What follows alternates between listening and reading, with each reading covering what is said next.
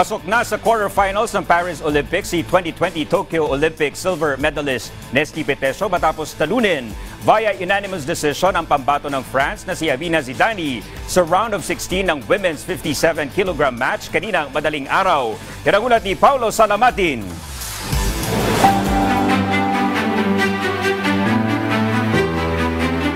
Nahirapang mga pa sa unang round si Pinay Olympian boxer Nesty Peteso matapos magpakawala at kumonekta ng ilang kombinasyon ang French bet sa opening round ng laban dahilan upang ibigay ng tatlong hurado ang unang round para kay Zidani. Ngunit nagawang makabangon ni Peteso at dominahin ang ikalawang round na kanyang ipinagpatuloy hanggang huling round upang tuluyang makuha ang kinakailangang puntos para manalo.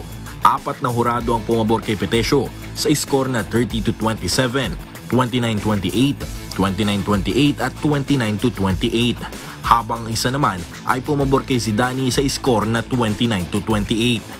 Dahil dito, isang panalo na lamang kinakailangan ni Peteso upang makatungtong sa semifinals match na mayroong guaranteed bronze medal para sa bansa. Magbabalik aksyon si Peteso katapat ang mas mabigat na kalaban na si Su Zixun ng China bukas ng gabi. Paulo Salamatin para sa Pambansang TV sa Bagong Pilipinas.